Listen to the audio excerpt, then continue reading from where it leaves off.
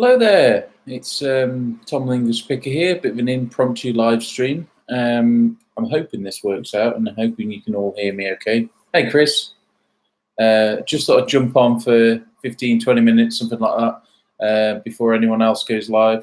Hey Panzer, Sean's in, Lex is in, hello handsome. Yeah, I just thought I'd jump on because I haven't done a video in 3 months, not properly. I did the one with Karen 2 months ago. If you can let me know in the chat if you can hear me all right, because I've got an assortment of fans blowing on me just to try and cool me down a bit. Still blinking warm here. Who've we got in? Southwest Sellers, BCP. So yeah, cheers. So what have I been up to? Gosh, well, mainly just being a dad. Really, I've taken a good chunk of time off to sort of sort my life out, and, change things around. It's been a bit of a shock to the system, both for me and my wife. And I've had to sort of list as and when I can. I'm actually getting some sleep now. Thanks for asking, Lex. He is sleeping from about 9 o'clock until 5:30, 6 in the morning. So he's sort of sleeping a good chunk of time. I mean, he's waking up briefly in the night, that sort of thing. So yeah, actually getting some sleep. The bags are slowly disappearing, but his teeth are coming through, and yeah, he's a grumpy little sod at the moment, especially with the hot weather. But I've got this evening. He's away with his mom and her family, so I've got some peace and quiet this evening. So I thought I'd jump on the stream. I'm going to play some computer games later. Probably fill my face with some kind of junk food, something like that. So proper old school style. So I thought I'd jump on and say hello to everyone. Really, it's been far too long, really, and I can only apologise. I seem to go through this every couple of years. I'll have like 6 months off, and then I'll have the apology video where I come back and say, "Oh, sorry," blah blah blah. I've got a question from Sean. Question: because you've been away and putting time into your family, have you started using VA to help your business keep afloat? No, I've not, Sean. It's just I've looked into VAs, and it just be for the kind of stuff I buy and sell. It's just not appropriate. I'd love to have someone listing for me. That would be the ideal, but I just can't fathom a way of doing it that would make sense. What I've been focusing on, I still have been working. Amazon FBA has been, chundering away in the background, which has been ace because I've still been able to be earning while, I'm doing all this other stuff. And then a couple of days a week, I have been listing on eBay and doing other bits. I haven't had to source. I have not been to a car boot sale since buying wise. It was March, the last one I went to. And then I did one in, I think it was May. I was selling out to clear some stuff out, and I did get a chance sort of about lunchtime to have a wander around and just bought a few odds and sods. But no, I've not been going to car boot sales at all. I've been dabbling a little bit in wholesale and liquidation, some auction stuff. I still pop into my local charity shops that are just in and around where my post office is, just to just have a little look in and have a chat with them. Try and keep a contact with them there because they do keep nice bits back for me, much like those stamps that I got in my last proper video, which I have got an update about that, which I'll get to in a moment. So just seeing Richard Payne's in. Hey dude, FBA UK, Peter Ray. Cool, got loads of people in. Happy days. Well, I'm glad you can all hear me all right. Hey Mike as well, Mike's in. So the stamps, I have now pretty much sold all of the stamps that I got from that £5 stamp haul. Paid £5 for a big job lot of stamps, loads and loads and loads and loads of stuff. I mean, to be honest, most of it was crap. It was first day covers, no one really wanted. A whole load of ones at the bottom were all water damaged. So they had to go in the bin. Several albums were just ruined. They were just stuck together and all mouldy and stunk. So what I did is I went through and I pulled out some nicer examples, things, some of the nicer first day covers. There was like special sets and Royal Mint type stuff. So I pulled those out to one side and I'm going to list those on eBay at some point, and then the rest I did in 2 big job lots at a local antiques auction house. Now the first job lot sold, and the second one didn't. So the second one actually went into auction day before yesterday. So I know it's sold because I had a notification to say that it had sold. But I don't know how much for. The first lot sold for 80 something. So after fees, I got about 60 quid, like 58 quid, something like that. So for, the time invested just to take it there, drop it off and do that, I'm fine with that. Take it, move on, £5 investment, move on. Sometimes, because I could have literally spent hours and hours and hours researching those stamps and all that time wasted, that I might not have found anything, and God knows how long they would take. So I'm fine passing it off to another collector to deal with, or another dealer. It's not my area of expertise, and I'm fine with that. But the ones that I pulled out will probably sell for, I think, about 30, 40 quid. And then this other lot, I'm not expecting loads because I think the reserve was 20 quid. So, I'll make a little bit extra on that. All right, who have we got in? Antiques are in. Margaret's in. Death by Glamour. Hey. A few other people in. Cool. So, are there any questions in the chat? Well, I've got you there. We've got 25 people watching. As I said, I'm only going to jump on for a bit because I don't want to get in the way of Zahir's stream where he streams later. So I just thought I'd pop on really and just say what I've been up to. The other thing I've been up to is at my house, as you can see, if you've been watching me a while, you've seen the background gradually change over time from tragic wallpaper to now it's painted and stuff. But the one room that we still left till last was the kitchen. Now, for some stupid reason, we've decided to extend the back of the house to incorporate what was an outside toilet to be an inside toilet, and also knock down an outbuilding out there, which, why on earth we decided to do that with a young child, I will never know, but it needed to get done. And it meant that I lost some storage on site. So the local charity shop's got a lot of stuff. And it was tough getting through it all. And I did find some absolute beauty. Some of the stuff I found, I thought, flipping it, why haven't I listed this? But yeah, it was only a small cupboard, probably about the size of, like if you imagine like a toilet on its own with a sink, that sort of size. Only a small little area, but I managed to get it right to the ceiling with stuff. I found like a Dreamcast, a couple of Game Cubes, like loads of random gaming stuff that I'd totally forgotten about. So that was cool. But yeah, it means that I'm currently got like a jackhammer thing, and I'm taking the plaster off in the kitchen, so it's pretty full on. Hey Adrian, Stu Mandry's in. Oh, car boot collectors. Can you do a how to buy a car boots video? Well, yeah, I can certainly recommend it. I mean, I'm not really going to car boots at the moment. I am going to go back to some at the end of the summer. I've really missed them. I've proper missed them. It's I've enjoyed the Lions, but I've not really been having Lions because, obviously my boy wakes up fairly early, so I've not particularly been getting that benefit. But I've certainly seen the financial benefit of not spending, £200-300 a week on stuff at the car boot sales, and also that kind of weird, almost like hangover you would get like after the car boots. That the excitement and the adrenaline from it would drop, and then you kind of crash about lunchtime. So I've not missed that. But yeah, I'll certainly try and do that. I mean, I could do tips for if you're going to go to a car boot. That's certainly not a problem at all. Let's just check in the chat, see if we have any other questions. What happened to my dickhead of the week videos? Yeah, well, funnily enough, since I stopped going to the car boots, I've not really encountered many dickheads of the week. Hardly at all. I'm trying to think if there's been any, to be fair. It's really weird with bidding for auctions online and then just going to pick stuff up and then or dabbling in wholesale and stuff like that.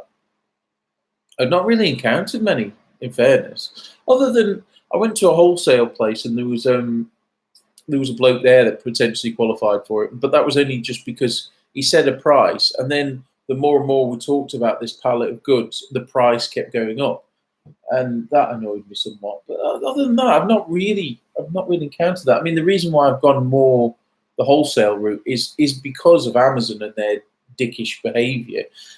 Because I nearly had my account closed because of copyright violations, and that was from buying stuff, RA stuff, retail arbitrage, and then Amazon don't accept till receipts as proof of authenticity or proof of purchase.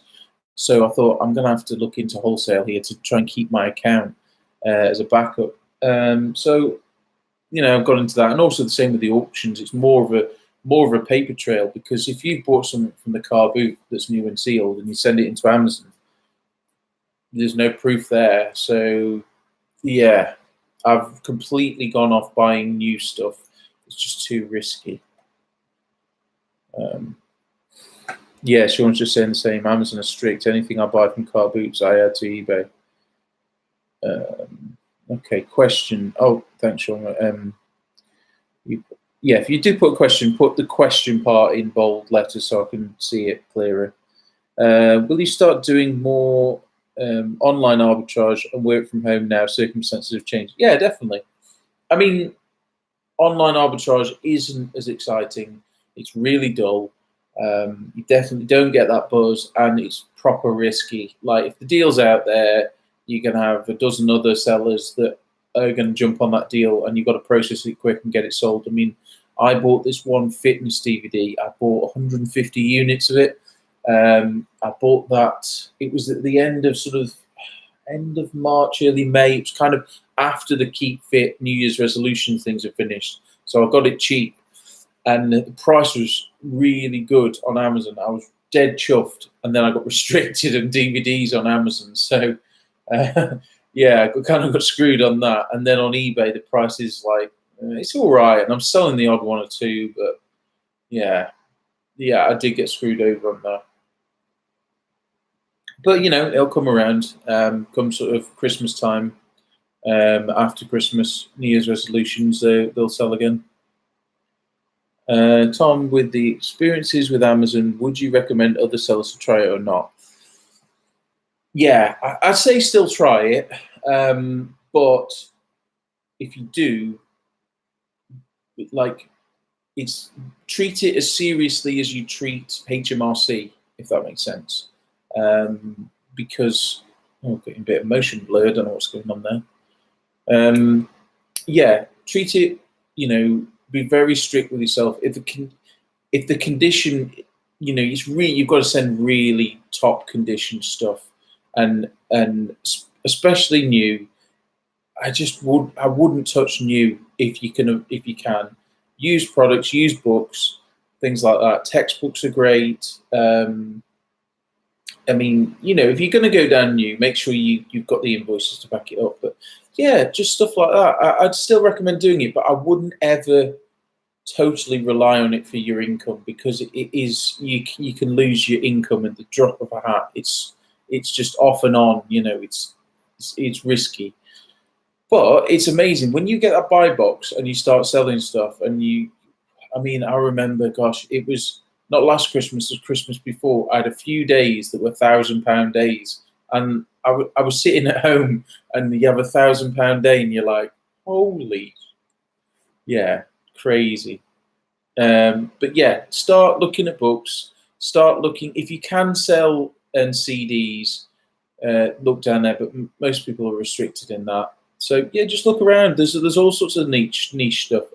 I mean, the clearance section in Boots is good. You get stuff from there. Obviously, Tesco, toys is a fantastic section to look into. Just make sure it's more sort of reputable places you get them from. You don't want to send in knockoff Lego or anything like that. So yeah, my two ones would be books and toys probably. But if you're going to get into it, if you're thinking about going into it, especially for toys, get in there now, because at Christmas they lock things down for people who don't sell too much. They lock toys, restrict it for everyone. So get in there now if you're going to. Oh, did I see Nick in there? Hey Nick, how are you feeling Not as warm, mate. Let's have a quick look. What have we got? Are you going to do a mime act? You look like a French mime. No, I've got me my Subway top on. That's why. Okay. No, I'm not going to paint my face white and do all the. Got another one from Sean. Once I reach that 85,000 plus sales and limited company, I'll start doing books. You don't pay VAT on books on certain baby. That's true. But one thing I would say with that is it's definitely worth posting in some of the Amazon groups, because I know although you don't pay VAT, you still have to prove by doing a VAT return that you don't have to pay it. And so there is the expense of doing a VAT return, which I understand is sometimes annoying for people who sell used goods, because there's who was I talking to about it? I was talking to somebody in one of the UK Amazon groups about it, and there's like don't quote me on this, I'm just a random dude on the internet, but there's some like allowable scheme where it's you've got to account for all the items that you sell as new and all the items that you sell as used, and some VAT margin scheme, and it does make it a bit complicated. So if you are going to get to VAT, you don't want to be selling like 80. You don't want your gross to be 88,000 or something like that, because you will get screwed. You want to absolutely smash through it, Sean. You want to be grossing like 150. I mean, and obviously still making a healthy profit, because that VAT thing is does not sound fun. What have we got? Adrian, the thing with Amazon that puts me off is all the gated stuff. With eBay, though, you can drive you nuts. Yeah, there is more freedom. Yeah, Nick's saying that they used to run 2 VAT schemes. It was a ball ache. Yeah. So it's one of those things that if you're just doing new stuff, if you're doing online arbitrage, retail arbitrage, and all the things you're selling are new, then I think that would, be easier as such. But if you're doing a mishmash of all this stuff and then don't have, say, particularly, don't have receipts for purchases at car boots, and you want to stay well clear of that.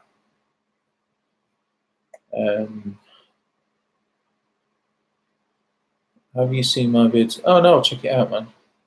So yeah, so that's basically what I've been up to. It's nothing weird or like complicated. I've just been busy changing nappies and taking off plaster off the walls. It's simple as that. And just with his sleep patterns, I've not really had the time to record any videos, and also with not outsourcing, I've not really had anything to do a whole video other than sort of arbitrage deals. And the thing with arbitrage deals is it's either boring, oh look, I bought a load of stationery, great, no one wants to see that, or it's a kind of deal where if you mention it, then and it's an ongoing deal, then you can screw yourself. So I just feel that for the most part, it's not really the content that people want to see. So let me know what kind of videos you want to see. I have, and I must do this soon. I've got a mini series of videos coming out which involve the Ashes box sets, and I'm still trying to work out the details, whether it will be a series or one long video. I'm not too sure, but filming has started on that, and it's already turning out to be quite interesting. So yeah. Sean's in again. Yeah, I need to do 200 grand plus sales to make it worth being VAT registered. I'm going in the hope of the best. Definitely going the books at the end of it. Yeah, that's true. Crispy says, question, can you change your nappy and list at the same time now? Okay, there is somebody at my front door. Why are you standing at my front door? Is that Andrew? No, it's not Andrew. I don't know. That's really weird. Anyway, Sorry about that. I may have to go because I may be kidnapped by some random stranger who's still standing at my front door. Strange. Bear with me. I'll be back in a moment. I'm just going to see who this weirdo is.